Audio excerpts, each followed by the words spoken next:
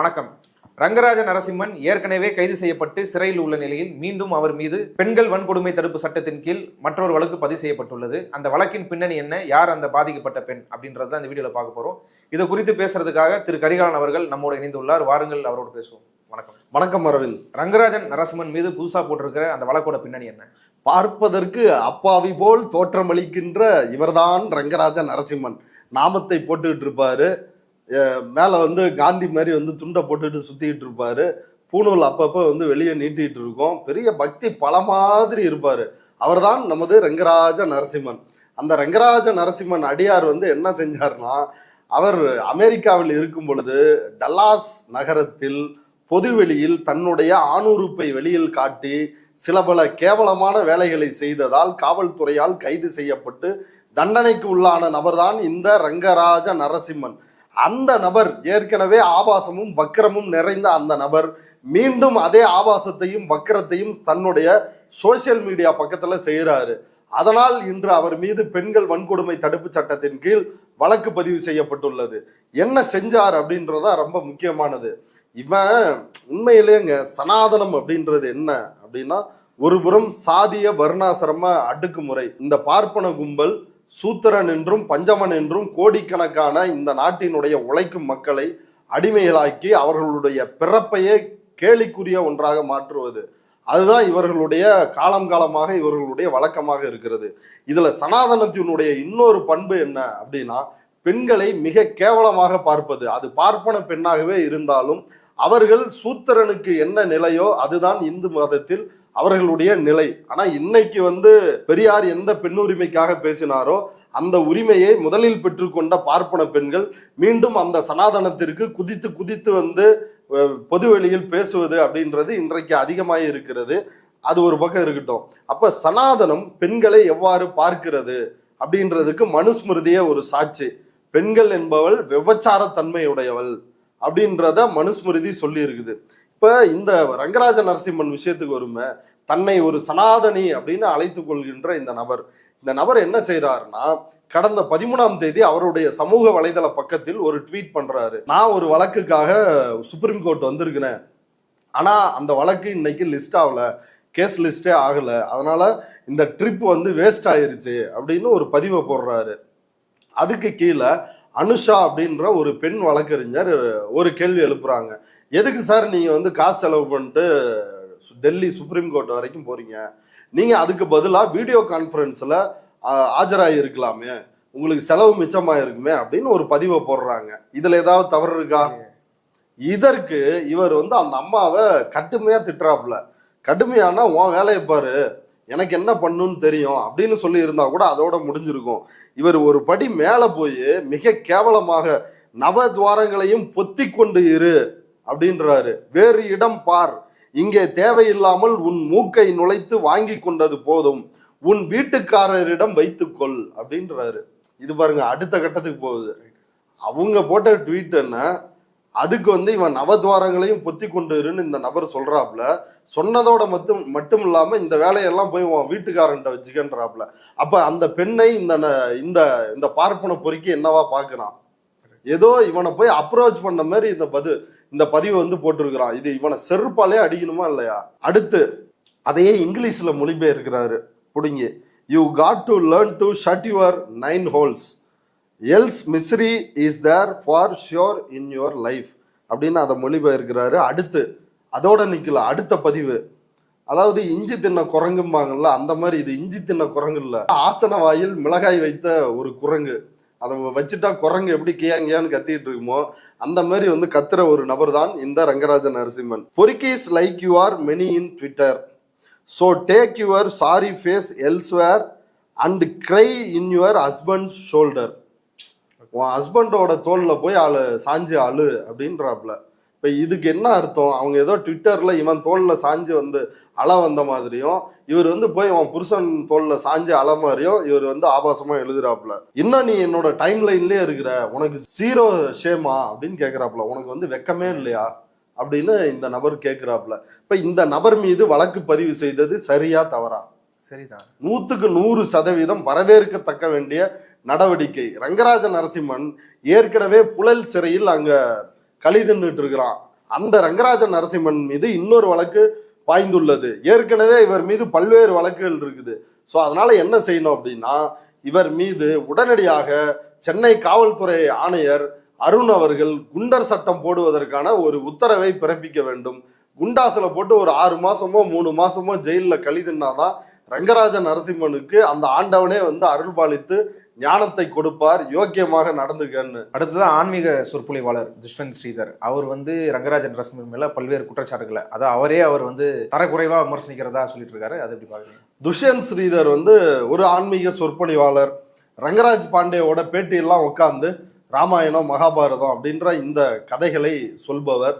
சொல்வதோடு மட்டுமில்லாமல் அவரோட ஃபேமஸான ஒரு வீடியோ இருக்குது. அந்த வீடியோவில் தான் ராமர், சீதை, லக்ஷ்மணன் இவங்க 3 பேரை உட்காந்து கறி சாப்பிட்டாங்க அப்படின்ற உண்மையை வெளியில் சொன்ன பார்ப்பனர். ஏற்கனவே நம்ம ஆளுங்க எல்லாருமே சொல்லிட்டாங்க. அதை அந்த தரப்பில் இருந்து முதலில் சொன்ன பார்ப்பனர் அவர் தான் துஷ்யந்த் ஸ்ரீதர். அதுக்காக அவர் நல்லவர்கள்லாம் நினைச்சிடாதீங்க, அவரை பத்தி பின்னாடி பேசுவோம். இந்த துஷ்யந்த் ஸ்ரீதர் வந்து நேற்று வாவு தமிழா அப்படின்ற யூடியூப் சேனலுக்கு ஒரு பேட்டி கொடுக்கிறார். அந்த பேட்டியில் அவர் வந்து தன்னுடைய மனக்குமுறல இருந்து கொட்டுறாரு. இவரு வடகலை ஐயங்கார் துஷ்யந்த் ஸ்ரீதர், ரங்கராஜ நரசிம்மன் தென்கலை ஐயங்கார். ஆக மொத்தத்தில் 2 பேரும் பார்ப்பனர்களில் ஐயங்கார் ஜாதி என்ற அந்த பிரிவை சார்ந்தவர்கள் தான் இந்த நபர்கள். துஷ்யந்த் ஸ்ரீதர் யூ வடிவுல நாமத்தை போடுறவரு, ரங்கராஜ நரசிம்மன் ஒய் வடிவத்துல இங்க மூக்கு வரைக்கும் நாமத்தை போடுறவரு. இதுதான் இவங்க 2 பேருக்கான வேறுபாடு, அடையாள வேறுபாடு. இப்ப இந்த துஷ்யந்த் ஸ்ரீதர் அந்த பேட்டியில என்ன சொல்றாருன்னா, ரங்கராஜ நரசிம்மன் என்ன பாஸ்டர்டுன்னு எழுதுறாரு. பாஸ்டர்ட்னா என்ன அது சொல்ல வேணாம். அடுத்து ஆசோல்னு எழுதுறாரு, ஷேம்லெஸ் மேன்னு எழுதுறாரு. நீ ஒரு அப்பனுக்கு பிறந்தையா அப்படின்னு வந்து கேட்கிறாரு. இதெல்லாத்தையும் விட இன்னும் கேவலமா என்ன பண்றாரு அப்படின்னா, ஜெயஸ்ரீ சாரங்கநாதன் அப்படின்ற ஒரு வரலாற்று ஆசிரியர் வந்து இருக்கிறாங்க. அவங்களுக்கு வயசு 67. என்னோட அம்மாவை விட அவங்களுக்கு வந்து வயசு கூட. அவங்களோட என்னை சேர்த்து வச்சு பேசுறாரு. நீயும் அந்த அம்மாவும் வந்து partner in crime, dating partner அப்படின்னு வந்து சொல்றாரு. 2 பேரும் டேட்டிங் போறீங்களா அப்படின்னு வந்து எழுதுறாரு. அப்ப இவ்வளவு ஆபாசமாக அந்த அம்மாவோட பையனை விட எனக்கு வயசு குறைவு, அப்ப இப்படி இருக்கிறப்ப அவ்வளவு வயதானவங்கள இப்படி என்னோட சேர்த்து வச்சு பேசுறாரு அப்படின்னு தன்னுடைய ஆதங்கத்தை அந்த பேட்டியில வந்து கொட்டி இருக்கிறாப்ல. அவர் எழுதுறார், டேட்டிங் பார்ட்னர். அந்த அம்மாவுக்கு எங்க அம்மாவை விட 4-5 வயசு மூத்தவா, அவளையும் என்னையும் இணைச்சு நீயும் அவளும் டேட்டிங் பார்ட்னர். அந்த அம்மாக்கு 67 வயசு, நான் அவ பிள்ளை வயசை விட கம்மி. இந்த ஜெயஸ்ரீ சாரங்கநாதன் யாரு அப்படின்றதையும் நம்ம நேயர்கள்ட்ட சொல்ல வேண்டியது இருக்குது.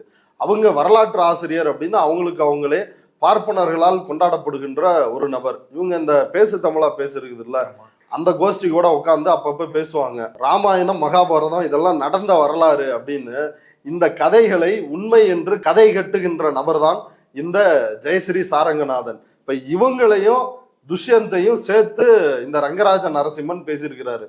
பாருங்களேன், வக்கரத்திலேயே உச்சக்கட்ட வக்கரமா இருந்திருக்கான் இவன். 67 வயசு ஒரு அம்மா, அந்த அம்மாவோட பையனை விட சின்ன வயசு பையன் இந்த துஷ்யந்த் ஸ்ரீதர். இவங்க 2 பேரையும் எப்படி சேர்த்து வச்சு பேசியிருக்கான்னு பாருங்க. இப்ப இந்த நபரை விடலாமா? இப்ப இந்த நபர் மீது இன்னும் தீவிரமான நடவடிக்கை எடுக்கணும்னு நான் சொல்லுவேன். துஷ்யந்த் ஸ்ரீதர் வந்து இன்னொன்னு சொல்லி வருத்தப்பட்டு இருக்கிறாரு. எதுக்கு எடுத்தாலும் இங்க போய் நக்கு, அங்க போய் நக்கு, நக்கு நக்குன்னு ஒரே என்னை வந்து அபச்சாரமாக்குறா அப்படின்னு சொல்லி அதையும் சொல்லி வருத்தப்பட்டு இருக்கிறாரு. பாருங்களேன், இப்படி பெண்கள் குறித்து, அதுவும் ஒரு பெண் வழக்கறிஞர் குறித்து இவ்வளவு ஆபாசமாக இந்த நபர் பேசினாலும், நம்ம கோட்சே மாமி உமா ஆனந்த் இருக்காங்கல்ல, அவங்க வந்து 1000 தான் இருந்தாலும் அவ நம்மவா இல்லையா? அவளை நம்ம எப்படி விட்டு கொடுக்கலாம்? அவளுக்கு நம்ம தான் வந்து துணையா நிக்கணும், அவளை வந்து நம்ம கைவிட்டுறக்கூடாது அப்படின்னு இந்த பாலியல் ஆபாச பொறுக்கி ரங்கராஜ நரசிம்மனுக்கு ஆதரவாக களமிறங்கி இருக்கிறார். துஷ்யந்த் ஸ்ரீதர் வந்து ஒரு பெரிய பதிவை வந்து போட்டிருக்கிறாப்ல, இந்த ரங்கராஜ நரசிம்மனை எப்படிலாம் என்ன அபியூஸ் பண்ணிருக்கிறாப்ல அப்படின்னு சொல்லி. அந்த பதிவுக்கு கீழே வந்து நீங்க சொல்றதெல்லாம் ஒத்துக்கிறேன், இருந்தாலும் அவர் வந்து இந்து சமய அறநிலைத்துறைக்கு எதிராக அவ்வளவு வேலை பண்ணிட்டு இருக்கார், இருந்தாலும் அவர் நம்மவா இல்லையா அப்படின்னு ஆஜராகி முட்டு கொடுக்கிறார். இப்ப யோசிச்சு பாருங்க, எப்படி காஞ்சிபுரம் வரதராஜ பெருமாள் கோயிலுக்குள்ளேயே சங்கரராமன் என்கின்ற பார்ப்பனரை அதே மடத்தை சார்ந்த சங்கராச்சாரி ஜெயேந்திர சரஸ்வதி ஆள் வைத்து வெட்டி கொன்றார். அன்றைக்கும் இந்த பார்ப்பன கூட்டம் சங்கராச்சாரி பக்கம்தான் நின்றதே ஒழிய அந்த பாதிக்கப்பட்ட பாப்பான் பக்கம் நிக்கல. இப்படி எல்லா நேரமும் அநீதிகள் பக்கம் நிற்பதுதான் இவர்களுடைய வேலை என்பது இதில் மீண்டும் ஒரு முறை தெளிவாக அம்பலமாகி இருக்கிறது. துஷ்யந்தும் ரங்கராஜ நரசிம்மனும் சரி, ரெண்டு பேருமே வந்து சனாதனத்தை ஃபாலோ பண்ற ஆட்கள், அதை தான் பிரச்சாரம் பண்றாங்க. ஆனா அவங்களுக்குள்ள ஏன் இப்படிப்பட்ட மோதல் வருது? ஏன் அந்த முரண்பாடு? இல்ல, அது வந்து ரொம்ப முக்கியமான விஷயங்க. என்னன்னா, இவரும் வந்து ஜாதியை ஒழிக்கணும், மக்கள் எல்லாரும் சமம் அப்படின்னு துஷ்யந்த் எங்கேயும் வந்து பேசுறது இல்ல. அதே போல ரங்கராஜ நரசிம்மனும் அப்படிப்பட்ட ஆள் கிடையாது. இப்ப இவங்க ரெண்டு பேரினுடைய அடிப்படையான நோக்கம் என்னன்னா, இந்த பார்ப்பன வர்ணாசிரம மதத்தை காப்பாற்ற வேண்டும், இந்த சனாதன மதத்தை காப்பாற்ற வேண்டும், இந்த மதத்தில் பார்ப்பனர்களுடைய ஆதிக்கம் எப்போதும் இருக்க வேண்டும், மற்ற மக்கள் எல்லாம் சூத்திரர்கள் பஞ்சமர்கள் என்ற இழிவை சுமந்துதான் வாழ வேண்டும் அப்படின்றதான் இவர்களுடைய கோட்பாடு. இப்ப இதுல துஷ்யந்த் வந்து எங்க வேறுபடுறாருன்னா, இவர் வந்து வாழைப்பழத்துல ஊசி ஏத்துற மாதிரி ஏத்தி இவர்களை அடிமையாக வைத்துக் கொள்ள வேண்டும் அப்படின்னு அவர் தன்னுடைய நடவடிக்கைகளை செய்யறாரு. அதாவது முதுகுக்கு பின்னால் கத்தியை வைத்துக் கொண்டு கட்டி அணைப்பவர் துஷ்யந்த் ஸ்ரீதர். ஆனா இவர் ரங்கராஜ நரசிம்மன் எப்படின்னா, அவர் வந்து வெளிப்படையா நிர்வாணமாக ஓடக்கூடிய ஒரு பார்ப்பனர். நாங்க தான் எல்லாம், நீ ஏத்துக்கிறியா இல்லையா அப்படின்னு வந்து நேரடியாக கேட்பவர். அப்ப இதுதான் இவர்கள் இருவருக்குமான வித்தியாசம்.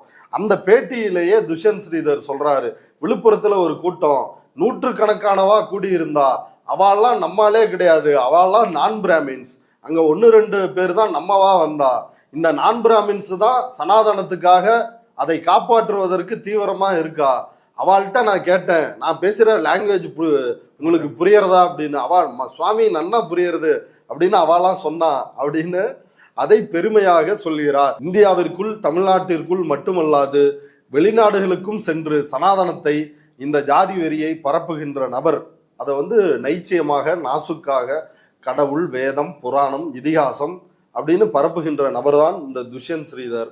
வெட்ட வெளிப்படையாக நான் பாப்பாண்டா நீங்களாம் சூத்திரண்டா அப்படின்னு பேசக்கூடிய நபர் இந்த ரங்கராஜ நரசிம்மன். ரங்கராஜ நரசிம்மன் அவரை கைது செஞ்சது வந்து தப்பு அப்படின்னு சொல்லி அதை கண்டிச்சு ரங்கராஜ பாண்டிய அவர்கள் வந்து பேட்டி கொடுத்திருக்காரு. அது எப்படி பாக்குறீங்க? அதாவது 3 பேர் வந்து ரங்கராஜ நரசிம்மனுக்கு ஆதரவாக ஆஜராகிறார்கள். பார்ப்பனர்களே வேற யாரும் வந்து ஆஜராகல. எவ்வளவு தென்கல கோஷ்டியும் ஆஜராகல, வடகல கோஷ்டியும் ஆஜராகல. எல்லாருமே பிராமண சங்கம் உட்பட அவர்கள் யாருமே வந்து ஆஜராவதற்கு தயாராக இல்லை. இப்ப இவர்களுக்காக குரல் கொடுக்க 3 பேர் வந்து ஆஜராகி இருக்கிறார்கள். ஒருவர் கிஷோர் கேஸ்வாமி என்கின்ற பார்ப்பனர், மற்றொருவர் ரங்கராஜ் பாண்டே என்கின்ற பார்ப்பனர், RSS காரர், பாஜக காரர், இன்னொருவர் சூத்திரர், வேற யாரும் இல்ல, நம்ம பேசு தமிழா பேசு ராஜவேல் நாகராஜன். இவங்க தான் வந்து ஆஜராயிருக்கிறாங்க. ராஜவேல் நாகராஜனை பத்தி நம்ம சொல்ல தேவையில்லை. அவர் வந்து அப்படியெல்லாம் பேசினாதான் அவரோட வயிறு நிரம்பும், வாழ்க்கையை நடத்த முடியும். அதை வந்து கூச்ச நாச்சத்தெல்லாம் விட்டுட்டு வெளிப்படையாவே நானும் வந்து EMI கட்டணும் இல்லையா, குடும்பத்தை நடத்தணும் இல்லையா அப்படின்னு அதை வெளிப்படையா அறிவிச்சுக்கிட்டு போனவர். கிஷோர் கேஸ்வாமி அவரையும் நீங்க யோசிக்க தேவையில்ல. அவரு சேனல்ல தான் உட்காந்து இந்த ரங்கராஜ நரசிம்மனை பிரபலப்படுத்துவார். பேசு தமிழா பேசு ராஜவேலும் அப்படிதான், அவரு சேனல்ல தான் உட்கார வச்சு ரங்கராஜ நரசிம்மனுக்கு விளம்பரம் கொடுப்பார்கள். இதுல பியூட்டி என்னன்னா, கிஷோர் கேஸ்வாமி வந்து சொல்றாப்ல, ஜெயில வந்து கடுமையான கெடுபிடியா ரங்கராஜ நரசிம்மனுக்கு. என்னையா கெடுபிடி அப்படின்னு கேட்டா, ரங்கராஜ நரசிம்மனை வந்து பேண்ட் போட சொல்றாங்களாம், ஷார்ட்ஸ் போட்டுக்க சொல்றாங்களாம், இல்ல கைலி கட்டிக்க சொல்லிக்கிறாங்களாம். அவரை வந்து பஞ்சகச்சம் கட்டிக்க விட மாட்டாங்களாம். அவர் வந்து பேண்ட் போட மாட்டாராம், ஷார்ட்ஸ் போட மாட்டாராம், கைலி கட்டிக்க மாட்டாராம், பஞ்சகச்சம் தான் கட்டுவேன் அப்படின்னு வந்து அடம் பிடிக்கிறாராம். அதுக்கு ஏன் அனுமதி மறுக்கிறீர்கள்? சிறை விதிகளை தளர்த்த கூடாதா அப்படின்னு கேள்வி எழுப்புறாரு. அதுக்கப்புறம் வந்து இந்த நாமம் போடுறதுக்கு வந்து அந்த நாம கட்டி இதெல்லாம் வந்து தர மறுக்கிறார்கள். அதனால அவர் வந்து தன்னுடைய சம்பிரதாயங்களை முடிக்க முடியாதனால சாப்பிடாம இருக்கிறாரு அப்படின்றாங்க. 15ஆம் தேதி வந்து கைதாகி இருக்கிறாரு ரங்கராஜ நரசிம்ம. இப்ப அன்னையில இருந்து இவரை வந்து பஞ்சகச்சம் கட்டுறதுக்கு விடல, அதே போல நாமம் போட விடல. அன்னையில இருந்து இவர் வந்து பஞ்சகச்சம் கட்டுவதற்கு எந்த வாய்ப்பும் இல்லை, நாமம் போடுவதற்கு எந்த வாய்ப்பும் இல்லை அப்படின்னு இவங்க சொல்றத உண்மைன்னே வச்சுக்குவோம். அவர் வந்து சாப்பிடவும் இல்லை, எதுவும் இல்லைன்னா 15ஆம் தேதி, இன்னைக்கு தேதி வந்து 20. இப்ப இதுக்குள்ள ஏதாவது ஒண்ணு ஆயிருக்கணும்ல, அவர் வந்து ஹாஸ்பிட்டல்ல அட்மிட் ஆயிருக்கணும்ல, அப்படி ஏதாவது செய்தி வந்துச்சா? இல்ல, வரவே இல்லை. அப்ப இது எவ்வளவு பெரிய புழுகுன்னு பாருங்க. இவர் வந்து நாமத்தை போடலன்னா அன்னைக்கு சாப்பிட மாட்டாரு அப்படின்னு சொல்றது பாக்குற ஆடியன்ஸுக்கெல்லாம் நாமத்தை போடுற வேலை. அதை வந்து பேசி வச்சிருக்கிறாங்க. 2வது நான் கேட்கிறேன், நீ என்ன அங்க மாமியார் வீட்டுக்கா போயிருக்கிற? நீ போனது ஜெயிலு, நான் பஞ்சகச்சம் தான் போடுவேன் அப்படின்னா உன்னை வந்து டவுசர் சட்டையோட உட்கார வைக்கணும். எல்லா ஜெயில் கைதியும் எப்படி உட்கார வைக்கிறாங்களோ அந்த மாதிரி உட்கார வெளியில என்ன பிரிவிலேஜ் கிடைக்குதோ அது எல்லாமே அதையும் உள்ளே வந்து இருக்கிறது. அப்புறம் அதுக்கு என்னத்துக்கு ஜெயிலு, அதுக்கு என்னத்துக்கு ஒரு விதி, அதுக்கு என்னத்துக்கு சட்டம்? நீங்க பாட்டுல வீட்லயே இருந்துக்கலாமே. அப்ப எப்படி பாருங்க எப்படி இருக்கானுங்கன்னு. இதை வந்து மத்தவன் யாராவது கைதானா வந்து இப்படி பேசுவானுங்களா? வந்து தான் ஜாதிக்காரன் கைதாகி உள்ள போயிட்டானோன்னா எப்படி துடிக்கிறான் பாருங்க. அடுத்து மூன்றாவதாக நம்முடைய பூண்டே, ரங்கராஜ் பூண்டே, அவர் பேசுறது ரொம்ப ஆச்சரியமா இருக்குது, அதிசயக்கத்தக்க விஷயமா இருக்குது. சே என்ன பாரு இவரு இந்த மாதிரி தான்டா இருக்கணும் அப்படின்னு, என்ன மனுஷன்டா அப்படின்ற ரேஞ்சில் இருக்குது. அவர் சொல்றாரு, ரகசியமாக ஆடியோ பதிவு செய்தது தவறு, அந்த ஜிஆர்கிட்ட போன் பண்ணி ரகசியமா ஆடியோ பதிவு செய்தது தவறு, பதிவு செய்ததை வெளியிட்டது தவறு அப்படின்னு ரங்கராஜ நரசிம்மன் தப்பு பண்ணிட்டாப்லன்றாப்ல. அடுத்து ஜிஆர் வந்து எதுக்காக பேசுறாப்ல, ரங்கராஜ நரசிம்மன் இப்படி எல்லார்ட்டையும் போன் பண்ணி ஆடியோ ரெக்கார்ட் பண்ணி வெளியிடுறது அவருடைய பழக்கம் வழக்கம், கஸ்டம்ஸ் அண்ட் பிராக்டிஸ். அது கூட உங்களுக்கு தெரியாதா ஜிஆருக்கு?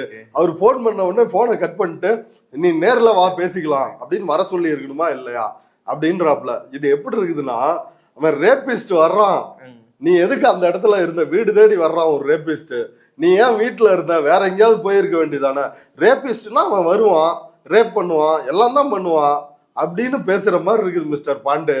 அது பாருங்க, அதுவும் உங்க ஜாதி ஜியரை கூட நீங்க விட்டு வைக்க மாட்டீங்கன்னு பாருங்க. அடுத்து பாண்டே என்ன சொல்றாருன்னா, அந்த ஆடியோ வந்து நான் கேட்ட உடனே எனக்கு புரிஞ்சிருச்சு, அது எடிட்டட் வெர்ஷன், அதாவது வெட்டி ஒட்டி திரிக்கப்பட்ட ஆடியோ அப்படின்னு அந்த எஃப்ஐஆர்ல இருந்தது உண்மைதான்.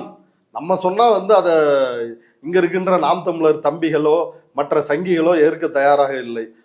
மிஸ்டர் பாண்டேவே அதை சொல்லிருக்கிறாரு, அது எடிட்டேட் தான் அந்த ஆடியோ அப்படின்னு சொல்லிட்டாரு, அது எடிட்டேட் தான். சரி, அதுக்கு புகார் கொடுத்ததும் சரிதான், அதுக்காக நீங்க வீடு தேடி போய் கைது பண்ணுவீங்களா? அப்படி பண்ணலாமா? இது அநீதி இல்லையா? இல்ல சட்டத்திற்கு புறம்பானது இல்லையா? அவர் இவரு கைது மட்டும் கிடையாது, செந்தில் பாலாஜி, ஆர் ஆசா, கனிமொழி, இவங்க எல்லார் கைதுமே தான் எதிர்க்கிறன்றாரு. அவசியமே இல்லாத தானே சொல்றாங்க கைது. உண்மைதான், அது எல்லாமே பாண்டே சொல்றாப்ல, அது எல்லாமே பொய் குற்றச்சாட்டு. அந்த குற்றச்சாட்டு தற்போது வரை நிரூபிக்கப்படவில்லை. அது 2G கேஸா இருந்தாலும் சரி, எந்த கேஸா இருந்தாலும் சரி, அது எல்லாமே பொய் குற்றச்சாட்டு. அது நீதிமன்றத்தால் அவங்க வந்து விடுதலை ஆயிட்டாங்க. அந்த குற்றச்சாட்டே பொய் அப்படின்றது நீதிமன்றத்தால் நிரூபணம் செய்யப்பட்டு அவர்கள் விடுதலை ஆயிருக்கிறாங்க. இப்ப இவர் வந்து நீயே தான் சொல்ற, ஆடியோ ரகசியமா பதிவு செஞ்சிருக்கிறாரு, எடிட் பண்ணி போட்டிருக்கிறாரு, எல்லாமே சொல்லிட்டு தப்பு செஞ்சிருக்கிறாருன்னு சொல்லிட்டு அதுக்காக கைது பண்ணுவீங்களா? அப்படின்னா வேற என்ன பண்றது? வடை பாயாசத்தோட வாழை இலை போட்டு சோறு போடணுமா? அதுவும் வீடு புகுந்து கைது செய்கிறார்கள். வேற எங்க கைதுன்னா எங்கப்பா பண்ணுவாங்க? வேற என்ன, இங்க எங்கேயாவது இங்க கோயிலுக்கு வா, மண்டபத்துக்கு வா, இங்க வா, லாட்ஜுக்கு வா, ரூம் போட்டு வச்சிருக்கிறோம், இங்க வா உன்னை அரெஸ்ட் பண்ணி கூப்பிட்டு போறோம் அப்படியே சொல்லுவாங்க? வீடு தேடி தான் போய் கைது பண்ணுவாங்க. அவர் வந்து கைது செஞ்சது மிக மிக கண்டிக்கத்தக்க விஷயம். 7 ஆண்டுகளுக்கு குறைவான தண்டனை, குறைவான குற்றங்களை செய்தால் அவர்களை வந்து ஓன் பெயிலே வந்து விட்டுறணும், இல்ல அவர்களை கைது செய்யவே கூடாது அப்படின்லாம் லா பேசுறாரு. இப்ப பலரும் அப்படிதானே. இப்ப கருப்பர் கூட்டம் அவங்க என்ன பண்ணிட்டாங்க? அவங்க என்ன கொலை குற்றமா செஞ்சாங்க? 7 ஆண்டு சிறை தண்டனைக்கான குற்றமா செஞ்சாங்க. அவங்களை எப்படி கைது பண்ணியே ஆகணும் அப்படின்னு எல்லா பாப்பார சூத்திர கூட்டம் எல்லாமே குதிச்சிங்களா இல்லையா? ஒரு பக்கம் நாம் தமிழர் கூட்டம், இன்னொரு பக்கம் இதே பாண்டே பார்ப்பன கும்பல், இது எல்லாமே குதிச்சாங்களா இல்லையா? அப்ப மட்டும் உங்களுக்கு இனிக்குது, இப்பன்னா கசக்குதா? இதுல ரங்கராஜ நரசிம்ம சனாதனத்தை ஒழிப்போம்னு உதயநிதி சொன்னார். அப்படி சொன்னதனால் அவளுக்கு வந்து பிராமண தோஷம் வந்துடுத்து, அதனால பாத பூஜை செய்ய ஜீயர்களை அழைச்சுண்டு வந்தார் அப்படின்னு வந்து பேசிதான் சிறைக்கு போயிருக்கார்.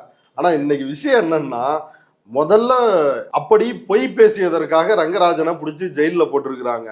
போட்டதோட மட்டும் இல்லாமல் மீண்டும் பெண்கள் வன்கொடுமை தடுப்பு சட்டத்தில் உள்ள பிடிச்சு போட்டிருக்கிறாங்க.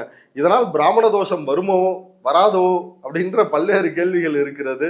இந்த பிராமண தோஷத்திற்கெல்லாம் அஞ்ச மாட்டோம், இது ஒன்றும் மன்னர்கள் காலம் அல்ல, இது மக்களாட்சி, இது தந்தை பெரியாரினுடைய ஆட்சி அப்படின்னு தூக்கி போட்டு சங்கிலியே வச்சு பிராமண தோஷத்தையே மெதிச்சுக்கிட்டு இருக்கிறாங்க அப்படின்றதுக்கு மிகச்சிறந்த உதாரணம் தான் இந்த சம்பவம்.